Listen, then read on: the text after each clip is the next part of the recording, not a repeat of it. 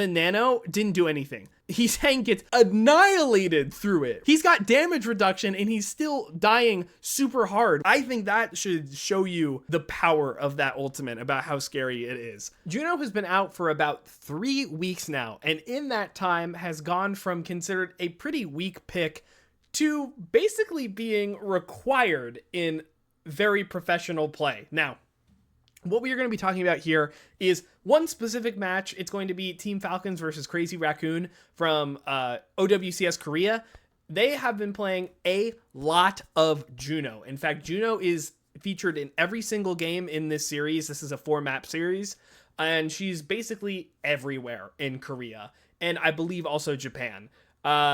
In the North America, EU, they were playing on a different rule set for the the OWCS stages recently, so Juno was not featured at all, so we haven't been able to see the those teams play it yet. But with the dominance that she has taken over in Korea, I would go ahead and bet that the next time that we see the North American EU teams, they will 1000% be playing this character unless something changes and she gets nerfed. And today was a Tuesday, so odds are she's definitely not getting nerfed, at least this week, because there was no balance patch. So what you guys are seeing before you is what I would typically consider some really weird comps. I want to go ahead and talk about what each player, what each character does in this comp, and then I'm going to show you a couple examples of it either working in the game or a couple of swaps and picks that you can make. So the TLDR of this comp is that it is actually kind of a slower variant. Yes, you have Juno and Speed Boost, and you have these bigger bursts of speed, but it is not a brawl comp. It is not particularly super fast and always in your face. It's actually much more defensible than it leads on, and it looks for really big moments with ultimates, particularly her orbital ray, moments with when you run with the diva, which I think is probably the strongest overall version of this composition. Speed ring plus micro missile going in and kind of assassinating somebody really hard.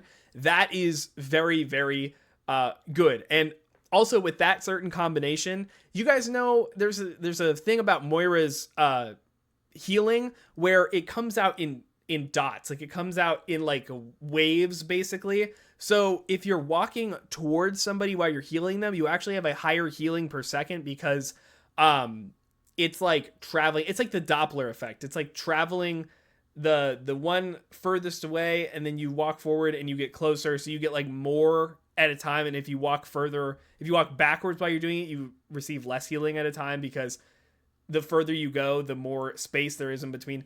It's basically same thing damage wise here with micro missiles. The faster that Diva can go, the more burst damage that she actually can get. It's very crazy. I'm sure maybe you've seen some Twitter videos of divas being as fast as possible, just assassinating somebody and leaving. I think that when you see these diva comps like this, you see these diva variants of it, there's a lot going on to try to prevent that from happening, right? So we're going to like start from there, right? So diva is a really big threat. So what here is stopping diva particularly? Well, the giant answer here is Brig. Right? So I think the Brig Juno variant, that's going to be your most standard version. That is kind of the default go-to for these characters. And the reason being is that Brig is very, very good into Diva because she can really disrupt her boosters and keep her off the backline. Now you may be thinking, what backline is she protecting? Doesn't she have a Juno? Isn't Juno mobile? Yes, but Juno is fragile. Juno does not have self-sustain. She only has movement for survivability. And that means that Brig is going to be a much better pair with her, because not only can she help stop the flanks and protect her that way, Brig, Pack, and Inspire are going to be essential for Juno. So Juno is not going to be playing super duper far out. She's going to be playing in the backline much more often. Okay? So, with that being said, also, May is here for, I forgot about with Brig in particular. I think Brig is also the bait. I think Brig is trying to play a little further, because you don't have to stack on your Juno. She's really fast. she'll be okay. She just can't go too far. She can't be too far away from her Brig. But Brig is kind of the bait here, because Brig is the odd one out. She can be blown up pretty easily. Perfect target for a diva to go in speed boost and get her. But if Brig is aware, and Juno is aware, they can match with their own speed ring. Brig can bash out. May can ice wall her in and make sure that she can't escape, right? Because diva wants to go in and out really quickly. May can prevent that. And then Tracer's off doing her own thing, trying to get some resources out for her diva to do that kind of stuff. So Brig is playing a really weird version of this character, but it's the same idea like when you have an Ana, basically. If you had like Ana Brig, right? You're protecting your other backline and you're trying to disrupt the other tank or the other DPS on the team. It's just kind of in a little bit of a different flavor. I think that is a lot what this comp is doing. Now, Juno is taking these opportunities, and she's just like, the reason why Juno is really good is that since this comp is more defensible, speed ring being in one spot that you can kind of like refresh and get the value out of means that you don't have to move very often and still get that speed value. So you're getting way more speed value on average when you're in a more defensible comp with Juno rather than a really fast one, because you're holding your ground more often, right? And with Juno, as compared to Lucio, Juno can heal a lot while speed is up. So she can get a lot of speed boost value, which is defensible in this case, but also a lot of healing and damage pressure since she's been kind of buffed a lot now. So that is kind of why Juno is so de facto good right now. Also, her ultimate is crazy. You cannot match it. It is super hard. I think that maybe these May ults are trying, in theory, to stop orbital rays. You put the ice, the big blizzard down, and then they can't walk through it and they can't use the value. But Diva is scary because she could eat it, right? And we'll talk about a couple of different things about where I think the May is stronger against certain comps. But that, I think, is the general game plan of these compositions, moment to moment. Now, you may also realize here, before I look at the footage, Falcons is on what I would call a greedier variant. They have an Ana. The idea with the Ana is that they are trying to eliminate the healing factor of Juno, basically all the survivability of the backline with a nade. The problem being is that they don't have that survivability of their own. So they would, in theory, I think, be playing a little faster, and Ana getting a little more aggressive, trying to find those nades. Then they try to speed boost the Diva in to go assassinate whoever they got the ante on, right? Because that is the key factor here. Brig and Juno, neither of them have get out of jail free cards. So if they get anteed and there's a speeding Diva on your backline, GG, right? Especially paired with the Tracer. So that's kind of like what I wanted to show you here. So basically we're going to see it. Falcon are coming back on this comp. This is where I think it's a little harder without the Brig, because Ana doesn't have a lot of sight lines, a lot of angles there. And that's why I call it greedy, right? Because if it doesn't really work right away, or if it doesn't work exactly as possible, then you're kind of left in worse positions than normal. Here, Falcons have a lot of ults. They've got that orbital ray, which I think is crucial. But Crazy Raccoon, they do have the Blizzard here, which is kind of like, again, crucial to that comp. Now, you saw, what's it called? Who is this? He's tried to get the Diva in so that they could burn her pretty easily, get a lot of her DM out, and go for a safer Blizzard. Unfortunately, she didn't actually go through, and I think that since Falcons are playing that Ana style, they decide to do the May wall to get a safer rotation for their backline, if I had to guess. But here they're doing their best to get in. There's that speedrun. You saw the Diva, right? It's split second you miss it, right? The wall is down. They know the defense is there, so they know that the Diva is ready to go, ready to dive in. They know that Falcons are less defensible, so they're just going to speed ring, and there goes the Diva, right? She goes right for the backline. Now the nano boost comes in from Hanbin. Hanbin's going to do his own thing. He's trying to find the Blizzard, and they just keep going on the backline, right? Not going to work out for Falcons, I don't believe, because of the positional advantage. And then there is that orbital ray they try to put in with there, but I think it was already too late. So that's kind of like you saw some of like the main pieces of this comp, basically. How do you play around the blizzards? How do you play around the, what's it called? The ice walls, actually. And how do you play around that speed ring? How do you play around the aggression, right? Now, you're going to see immediately they're going to go over to the brig, but we're going to go ahead and close that out. Next up here, two different types of variants. So, Falcon, they are going to swap to the Ramatra here. And they're going to swap to the brig variant because slower. Ramatra is definitely not as fast as Diva, and doesn't get as much out of the ante, at least on this kind of point. Plus, brig is more brawlier. It helps him out more. But the Ramatra here is kind of an answer to the Diva. It pressures the Diva out much more often and can block the sightline from the Juno with the shield, right? So Ramatra can go right through and either brawl the Diva or make it really difficult for Brig to live because he can go right through her shields and everything. Crazy Raccoon actually decide to swap here to the Venture, who I think is very, very good at disrupting the Brig. I think because there is no Ana and they only have to worry about whip shot, that getting Venture to go disrupt and get resources out is way easier. There's way less risk to it involved. So that is, in my opinion, that is why the Venture comes out most often. It will happen where Ana, Juno, they are still playing Venture map dependent. We'll see one later. But I think what's crucial about this Ramatra comp is that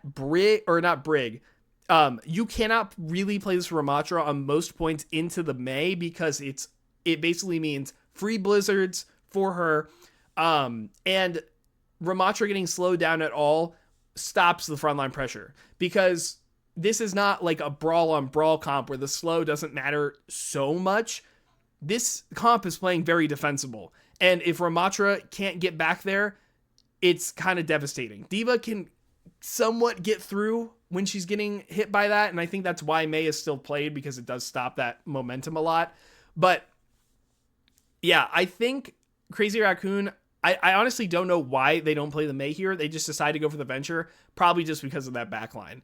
But we'll see here. You're going to see that Venture. So he's saying here is going for a super greedy play, goes right for the Brig, right? Because that's the most vulnerable target here. Instantly just goes into the ground, forces the shield bash, which I think is one of its Brig's best defensible cooldown, right? And then decides just to disengage because he's saying got his value and he's going to want to try and get out there, right? He created a lot of disruption. Perfect, showing that Fielder can't dash away from the pulse bomb. Very easy target for Lip to go Vulture on. So yeah, that kind of shows you like that different variant. Now, Stalker was not able to find a wall. Let me actually back up here and see. Yeah, you see that Stalker's wall actually comes up to stop the Ramatra when I think never mind. It was supposed to be, I think it was actually supposed to get Heesang stuck, right? But I think Stalker actually sends the wall too far on accident and it misses the doorway and it lets Heesang out. I think that's actually a critical error because if you can stop Venture from leaving, same thing with Diva, right? You want to stop the Diva from leaving. Well, we can also stop the Venture and it's still going to do a lot for us. But I think that was accidentally just a misplay on their part. But yeah, here they're just kind of, they don't have their Brig, so they're trying to figure out if they need to fight this. They do decide, so they speed ring in and they want to go. Maybe that speed ring's not very good either because they didn't really get much out of it. They try to wall off the back line and get that blizzard in to mess with the rally, and I think it works. But yeah, it's a lot of back and forth. I think that blizzard, I say it's to stop the orbital ray, but I think most times it doesn't really do that. It's just to stop the speed ring aggression. Mei is there to slow everything down because it is so dramatic, right? And that's why I think that the Mei overall is probably best. And I do like the Mei Venture combo, which you're going to see a little later. But that's kind of it playing when you're playing a lot of mirror on more open maps. This is the standard pick and swap between, which characters you play. Either Tracer, May, Venture, and then your backline is going to be Juno with either Brig or Ana, right? And then you either play like a Diva or a Ramatra. And there's another character that we'll talk about later who you may play as the tank. So here I wanted to just highlight this fight because it's Diva versus Diva, and it's two big ult fights. So the Nano, I didn't talk about this earlier, but Nano, Speed Ring, Nano, Speed Ring, Micro Missiles, Diva combination, broken. Instantly dead, right? People die instantly. Same thing with Hyper Ring, right? Any kind of damage boost is going to make that combination even more scary. Now, I think that Nano might be a misplay there because I think you just yes, I know he was saving his Venture, but I think that you just need to that's one of the win conditions of this comp is that big Insano burst. So I don't know if that was exactly worth it because Falcons, they just used the Hyper Ring and completely forced out Crazy Raccoon because it was much better consistent damage than just random Nano on Hisang, right? So yeah, I think that also just shows just how oppressive the Orbital Ray is, right? They had to respect it so hard. Even the Nano didn't do anything. Hisang gets annihilated through it, right? He's got damage reduction and he's still dying super hard with his own overshields and everything. So I think that should show you the power of that ultimate about how scary it is. All right, next here we have Circuit Royale. This is actually where a lot of these comps started showing up for the first place because these narrow lanes make it really easy for Juno to get full missile value, for her team to get full speed value. You can play characters that aren't Sigma because speed is really good. She doesn't have to be near anybody. She can be back poking and still give the speed to her tanks in the front, either Diva or Ramatra. I think initially we saw a lot of Ramatra. And here is where we're seeing that May and Venture come from both sides. May walls are really good at blocking off this incredibly narrow space, and Venture is very decent at getting through it because of Burrow and everything. They also aren't worrying about snipers. And with the Ana Juno backline, they can be healed up a lot from a distance. Now, this is where this map you're going to see the Ana Juno a lot. And that is because it's super duper defensible and no one is going to be able to get to the backline because how could they? This map is so narrow. So I think that the Ana Juno is very good, especially on this first point. Now, later in the map, they're going to swap to Brig Juno when the high grounds get more prevalent and it's not as open and it's easier to get onto them with the Divas, and they're both going to swap to Divas because of it. But in this beginning part, you definitely play that Ana. I think that's where this Ana comp shines, right? So I wanted to show you this fight here because this is a really regular way that this comp plays. So you've got your backline back here. I think the Ana is up on this bridge over here. Your Juno's playing, waiting, trying to see everybody to get the missiles off, and then they take the engage, right? So Hanbin's just playing the corner. You see the Venture is coming in. That is the cue for Stalker to hit the wall, for Chio to hit the speed ring, and go, right? Because Venture is out of the fight. Now it is time for us to capitalize on them being a little bit out of position, right? Now, you see Hanbin does get walled here, but he's holding his ground because he's got that double flex support backline that can keep him up. So it doesn't matter to him that much. But Max is able to get through and they're able to kill the Venture. Now that speed ring coming out, I think, yeah, so that is to keep Hanbin in the fight, to keep him, keep the pressure up. And Chio also has the ultimate. So speed ring with the ultimate, it becomes super duper scary. This Ramatra is going to be able to punch through everybody on this team, regardless of if the Diva is there. And he's just want to go as fast as possible. Now, I think Crazy Raccoon do a good job weathering the storm, and Hisang just kills two in the back because they get a little too close and they forget about him. But Yeah. Also, just one thing for this map, orbital ray, crazy, right? You can't escape it. There's only one way it's ever going to go, and you can't get around it because it's just like, it takes up the entirety of the lane. I think it's really cool when Circuit gets new compositions that they play on it, because this map is just so like stale. It has been stale for so long because it's so sniper heavy and everything. So I love it when they show Circuit off in a different light. So here, I just wanted to show you something a little micro in this comp.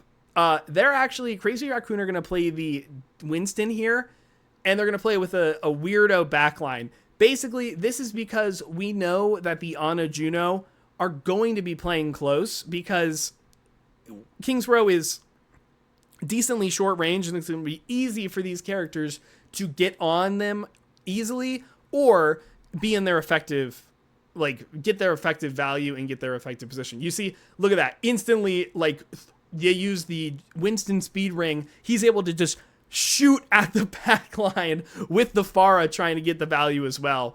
And it's the D.Va takes a long time to get there to go peel. Now he gets antied and completely turned on, and they are going to kill him.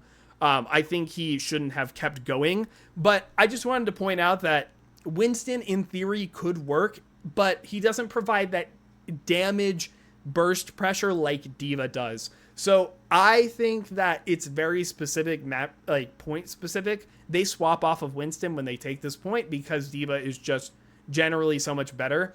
But also with like Winston or D.Va DM, that actually allows your Juno to get safe missiles off and let her get more aggressive with it, right? So Winston can go in and bubble, and while the bubble is out, again, like the backline is bubbled, she can prime a missile for when the bubble goes down, and she can hit Winston when he's going to take damage, and she can hit the backline while he's still on them, right?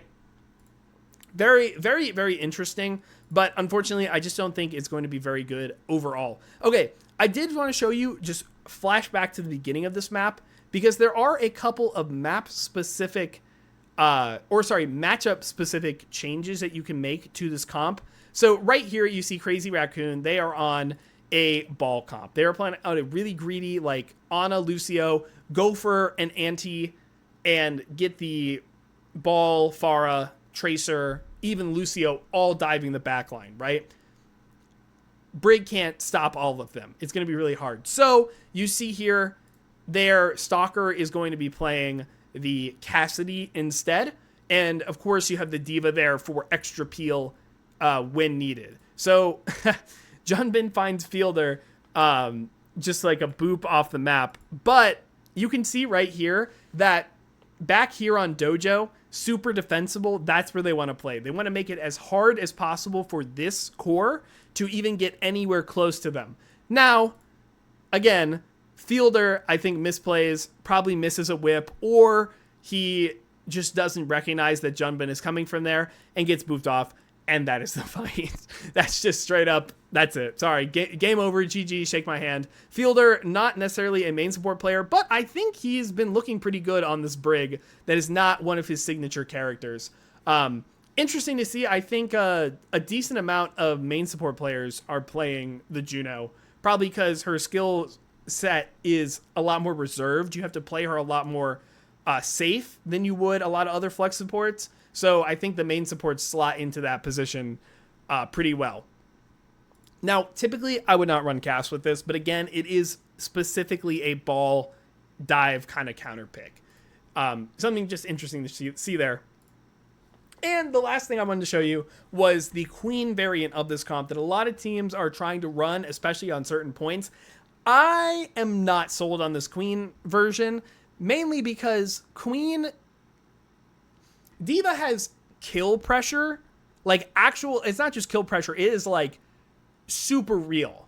But for Queen, I think Brig and like especially Juno, and if you play like a May or like maybe Tracer Venture as your what's it called, your DPS line, it's very easy for everybody to get away from the Queen. You have to hit like insano knives on the backline to even get them close to a kill the threat of a kill. Basically, Junker Queen is like a walking AoE where you can't get in her range, and that is what she is providing for the comp. She is just providing this like radius where you have to respect her or else you will die.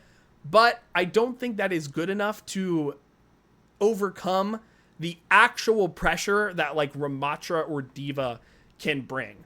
I think that into Rom, it's probably not as bad, but I think into like those Diva comps, you just kind of lose. Now here, they're playing this into a Ball comp, which makes a lot of sense. The Ana is going to be very vulnerable. Ball is really weak to Junker Queen. So when you combine Queen Knife with Cassidy Flashbang, I think it's pretty realistic that Ball is going to die. So I think that's kind of like what they are going for here. But again, I don't particularly like the Queen. Super vulnerable to the anti-nade, by the way. If Shu hits that there, I think that's just a complete collapse and they all die. You saw Hanbin there. He killed the Ball. I think that's exactly what the order of operations should be. But like Crazy Raccoon, just clean it up because you can't rotate consistently because you don't have speed boost from Lucio, and you have no peel. And this comp is defensible. That's why they play it on this map with a lot of big walls that they can defend on. But they're going to have to walk eventually. That's where they die, especially into a comp like with super disruption with Lucio, Ball, and Pharah. You know what I mean? It's just not very good. So that is all I have to show you for this. So basically, the TLDR, I think when we see this, is that Juno is way better than we give her any credit for. But I do think that it is hard to play her on ladder. If you are just Joe Schmo, you're just playing Juno, you're not talking to anybody, it's going to be really hard to actually get the value that this character wants because she has to play so reserved or else she is going to get caught out really bad, right? So you can't do as much general, like the value that Juno really brings is in that team setting. But if your team is not on the same page as you, which very often they aren't, you just can't do as much. So I don't think Juno is going to be a crazy ladder pick, but I think she is definitely still good, provides value, and I think you can see from this series that the Juno definitely enables a lot of really good characters right now. I mean, I think we all agree Venture's very good. Diva is really good. Juno works extremely well with Diva. And since she's so weak to Diva, then you have to bring the Brig in to defend her from the Diva, right? And the circle goes on, and you can replay the video and just keep going on and on. That's how I think this comp works. But that is my general analysis of this comp. Let me know what you think. Are you watching Korea? Do you think that I've kind of got the idea, or maybe there's some pieces that I'm missing here that are pretty big factors? Maybe certain different types of comps or characters that slot in at different maps. Anything. Let me know in the comments below. Like and subscribe while you're at it. I really do appreciate it. This was streamed live, twitch.tv/Lane Hemingway. That's going to be Tuesdays, Thursdays, and Saturdays when I stream. Always something to talk to me about. Some kind of analysis, discussion, stuff like that. And if you want some free coaching, join my Discord down below. Also, feel free to leave me a hot take, talk about Overwatch general stuff, all that good stuff, I guess. Okay, thank you guys so much for watching. Have a good day.